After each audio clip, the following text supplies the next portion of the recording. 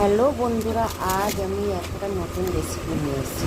রেসিপিটা হলো প্রথম সাবু আর আতপ চাল নিয়ে ভিজিয়ে রাখার পরে দেখো সাবুটাকেও নরম নরম হয়ে গেছে।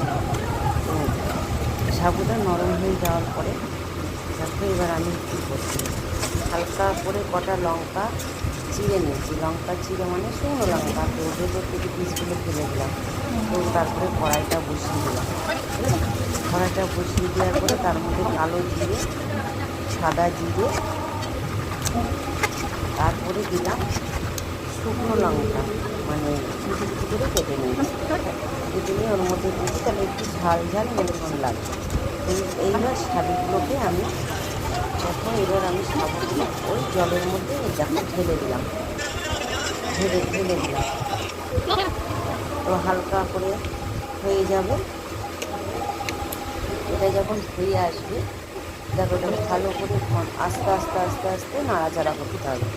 নাড়াচাড়া যখন করতে করতে সাবুটা পুরো গলে যাবে, পুরো সেদ্ধ হয়ে যাবে। এমনি ভিজিয়ে রেখেছিলাম, সেদ্ধ হয়ে গেছে অলরেডি। তো দেখো কালারটা খুব সুন্দর হয়েছে বন্ধুরা। তো তোমরা এইভাবে সাবুর পাঁপড় করবে, তো অনেকে করছে দেখে। তো লঙ্কাটা দিলে একটু খেতে টেস্টি লাগবে, ঝাল ঝাল লাগবে। তারপরে আমি হালকা করে নাড়ছি, দেখো নেড়ে চেড়ে নিতে হবে, নাহলে তলায় লেগে যাবে। কড়াইটায় লেগে গেলে তো পোড়া গন্ধ করবে, তো খেতে ভালো লাগবে না। তো প্রায় হয়ে এসেছে, এটাকে প্রায় হয়ে এসেছে। কত সুন্দর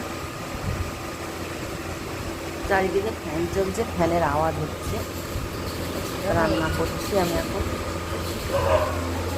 যেমন গরম পড়ে তার জন্য ফ্যানগুলো ধরছে, ফ্যানের আওয়াজ হচ্ছে। তো তাও ভয়েসটা দিয়ে দিলাম। এই যে হয়ে এসেছে।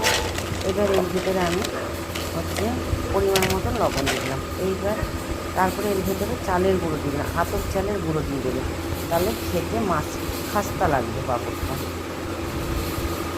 খাস্তা লাগে। দেখো হয়ে গেছে, কত সুন্দর আঠা আঠা হয়ে গেছে। পুরো ভালো করে নাড়তে হবে, নাহলে এই কড়াইতে লেগে গেলে কিন্তু পরে পোড়া পোড়া গন্ধ করবে। হয়ে গেছে।